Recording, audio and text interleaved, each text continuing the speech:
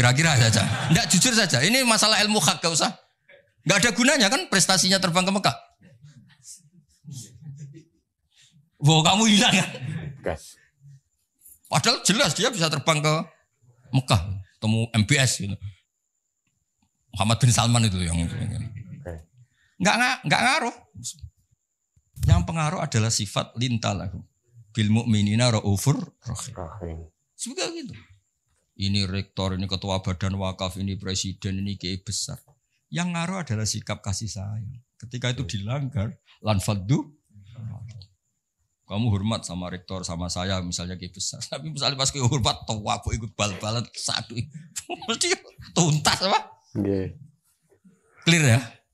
Clear. Maksudnya gini Warso, ya mukjizat itu yang Nyon Sewu ditawarkan Rasulullah, yang diwasiatkan, yang disuruh pakai pegangan, ini loh Quran. Pegang sebagai peradaban, sebagai akidah, sebagai perilaku. Ya, makanya mukjizat Quran mustamirah karena peradaban ini enggak terkalahkan. Mustamirah. Tapi kalau peradaban kok tongkat gitu lah kan terus repot sih. Dipakai apa? Ya. Dibilang enggak mukjizat ini milik Nabi Musa, pas kita pakai ternyata enggak mandi karena pemakainya kita. Jadi kalau mukjizat Quran kan jelas. Ilmu logikanya ketika Tuhan Esa kena kan tadi. Angka 23 dibanding angka 1 adalah nisbatul far'i ilal asli. Assalamualaikum warahmatullahi wabarakatuh guys. Kembali lagi di channel Kambas RJ. Kali ini kita akan menayangkan ngajinya Gus Baudin Nur Salim yang berada di UIIS, Pusat Studi Tafakuh UII. Ini melanjutkan ngaji yang kemarin guys. Ngaji Muqaddimah Kaidah Ilmu Tafsir. Oke, ini sangat seru karena ngajinya bersama Gus Ba sebagai pakar tafsir. Bismillahirrahmanirrahim. Gas. Angka peradabannya kena, poin peradaban kena, hubungan dengan orang lain al yadul ulya khairun minal yadis sufla. Jelas ya? Termasuk hubungan dengan istri. Allah tuh bayangkan hubungan dengan istri itu tidak baik-baik saja, itu niknya Quran. Di Warsa itu Quran itu bayangkan hubungan dengan itu udah baik-baik saja. Wa ashiruhunna bil ma'ruf. Itu urusannya orang fa'in ahbabtumuhunna, fa'in karihtumuhunna. Karena Allah itu saking pinternya. Namanya kumpul itu mesti ada masalah. Makanya bayang kalau ada masalah dan kamu sedang enggak suka, mbok yo mikir hal yang kadang kamu enggak suka itu hikmahnya besar. Jadi Quran tuh membangun peradaban dengan segala asumsi. Asumsinya adalah yang tidak kita inginkan. Fa'in kari tumuhun. Makanya kita dilatih senam otak. Wa asa antuhibbu syai'an padahal wa huwa syarrul lakum. Waliannya juga wa asa antakrahu syai'an wa huwa khairul lakum. Kita tidak pernah tahu. Dan itu akhirnya itu yang menyelamatkan kita. Coba yang menyelamatkan kamu apa? Berpikir positif kan? Dan itu aturannya Quran. Satu pernah baca kitab.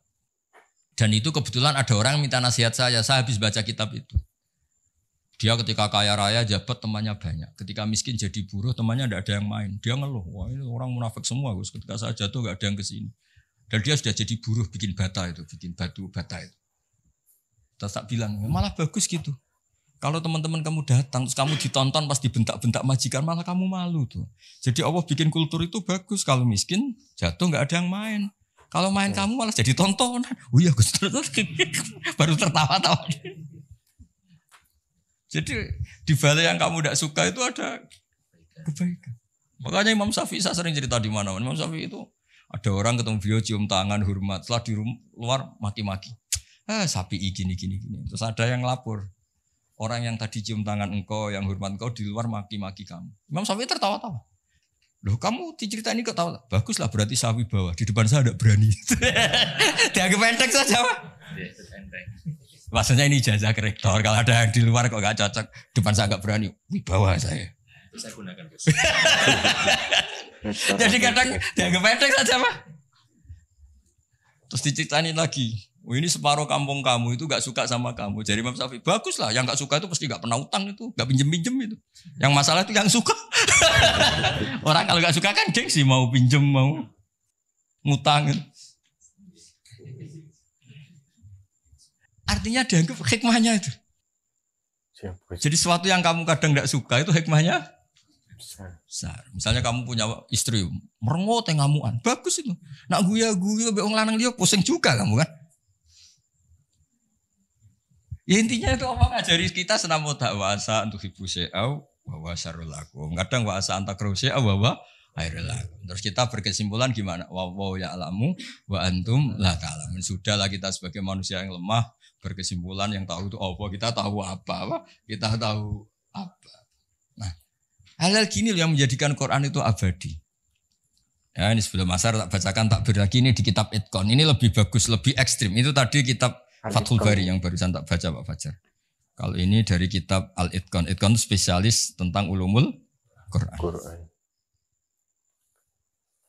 Ini kalau mau Pak Arso ya. Wa aksaru mu'jizati hadhil ummah aqliyatun li farati dzakaihim wa kamali afhamihim. Wa li anna hadhihi syari'ata lamma kanat baqiyatan ala safahatid dahri ila yaumil qiyamah khussat bil mu'jizah al-aqliyah al-baqiyah. Jadi agama ini karena akan dipakai sampai kiamat, maka agama ini harus logis. Karena ini yang bisa menyelamatkan. Misalnya gini logis. Ketika saya hubungan dengan Pak Fathul Wahid baik-baik saja, karena hubungannya saling manfaat. Dan Islam mengharamkan madharati ke orang lain, merusak orang lain, merusak sarana umum. Dan itu yang menyelamatkan peradaban adalah Allah gak suka perilaku apa? Merusak. Kita di mana-mana kan baik-baik saja kalau kita tidak merusak hanya orang lain. Terus Allah cerita lagi, wa yuhibbul muhsinin misalnya, inna wa yuhibbul muhsinin. Kita hidup di mana saja kalau kita ihsan pasti baik-baik saja. Gak usah pakai mukjizat tongkatnya Nabi Musa tuh, mentang-mentung tongkat ngalor ngidul, pakai akek Sulaiman misalnya, gak usah. Yang menyelamatkan kita itu peradaban yang dibangun Allah Subhanahu wa taala. Nah, cari-cari foto Amit Pak Fakir. Nah, ini mulai itu.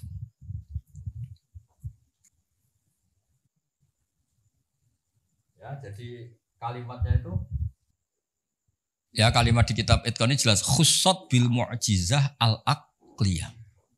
Jadi kamu tidak usah terbang ke langit untuk tahu kalau Allah itu Esa. Juga ada harus coba saya ceritain Pak Harso. Ini di sini ada kalimat itu betul-betul sadis, tapi sadis yang baik. Wa aksaru mu'jizati bani Israil kanat khisyatan li biladatihim wa qillati basaritihim. Dasar bodoh, mukjizat agak wow itu gak ngandel. Misalnya contoh barang gini. Andai kan Anda jadi Nabi Musa, Anda akan ya jadi rektor aja agak susah apalagi jadi Nabi Musa. Itu beliau ngendikan begini Pak Arso. Mukaddimahnya gini.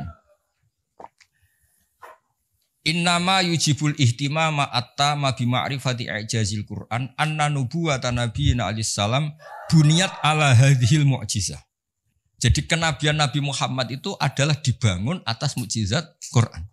Karena Nabi nyuwun sewu kan enggak punya tongkat kayak Nabi Musa, juga enggak pernah mengeluarkan unta dari batu. Tapi ketika Nabi mendakwakan rasionalitas, misalnya rasional gimana? Ini alam tuh makhluk. Di mana-mana makhluk itu ya ada kholiknya. Kholiknya ya pasti qadim. Masa kholik datang kemu? Masa Tuhan kok lahir di bumi kan ya udah lucu kan? Tuhan kok pahpo kayak Fir'aun, udah gitu di mumi lagi kan ya lucu kan sih.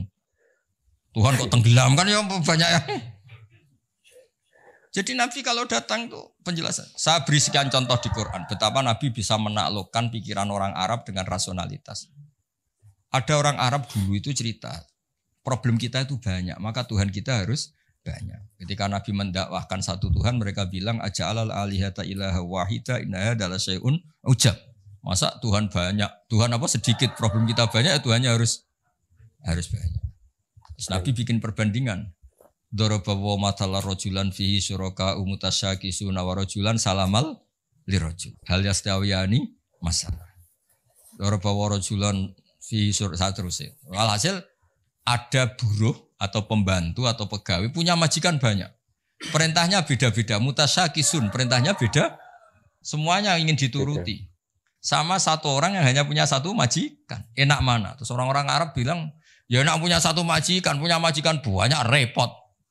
Ya Tuhan kamu itu majikan kamu. Kalau semuanya jadi Tuhan, perintahnya beda-beda, seleranya ya beda. Beda yang repot juga kamu.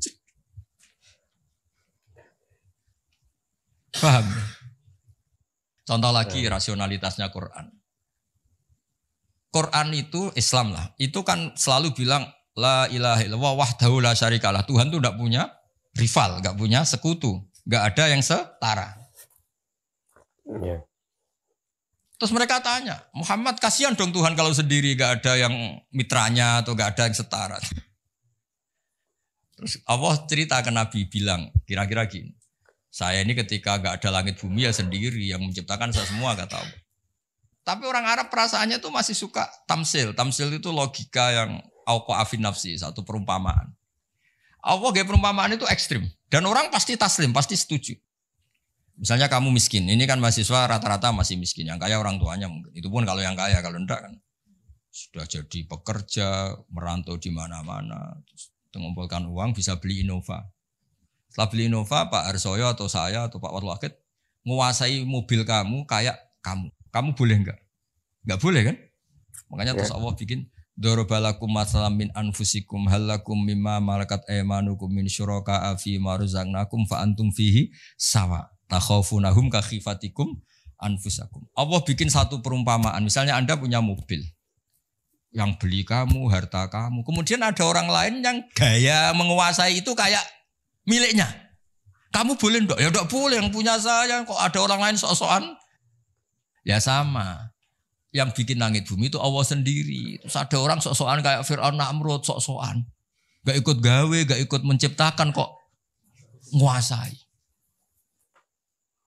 Makanya ketika Tuhan, saya pernah, yang ngaji itu orang yang dulu pernah lama di Perancis. Ngaji saya tak terangkan. Kata siapa Quran tidak demokratis. Quran demokratis sekali. Kata Allah begini. Tuhan gak saya gak apa-apa kata Allah. Ini gak kata saya, kata Allah. Tuhan gak saya gak apa-apa. Tapi yang kamu katakan Tuhan itu, aruni madza khalaqu minal ardi, hadza khalqullah, fa aruni madza khalaqal ladzina min duni. Ini saya Tuhan yang bisa menciptakan langit bumi. Kalau kamu ngaku Tuhan, bikin bumi tandingan. Ngaku Tuhan kok pakai bumi saya kata Allah. Ngaku Tuhan kok pakai bumi. Bikin sendiri. Sebagian ayat aruni madza khalaqu minal ardi am lahum syirkun fis samawat. Kalau ngaku Tuhan, mbok ya pas saya bikin langit itu sudah ada dia, terus bikin langit tandingan, bikin bumi. Ini enggak bisa apa-apa kok. Lah ya, agama ini disamai Quran, dibarengi Quran yang ngawal iman kita ila yaumil kiamah. Makanya tadi khusat bil mu'jizah al-aqliyah. Jadi tidak pakai hisiyah tapi bil mu'jizat al-aqliyah.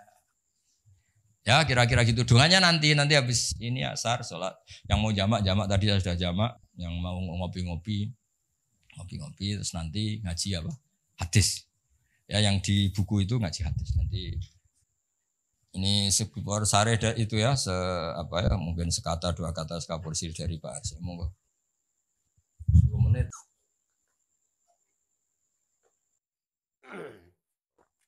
Alhamdulillahirabbil alamin, guys. Ngajinya sangat istimewa karena dijelaskan dengan sangat jelas, lugas, dan ada asik-asiknya, ada guyon-guyonnya.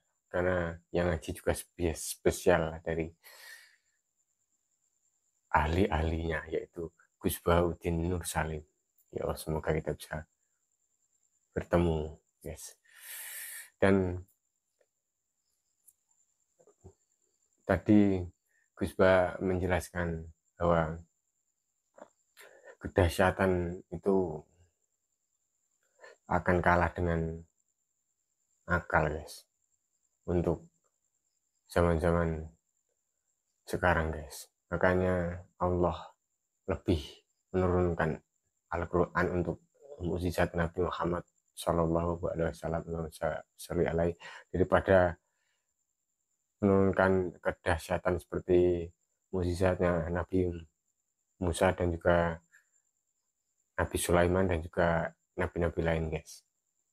Semoga kita bisa mengambil hikmah dari kajian kitab Al-Itqan tentang mukjizat, dan juga tadi ada kitab-kitab lain, ada 2, guys. Semoga mengedukasi masyarakat yang suka mengaji, khususnya Indonesia, guys. Semoga maju, Nahdlatul Ulama juga maju. Assalamualaikum warahmatullahi wabarakatuh. Kang Bas LJ.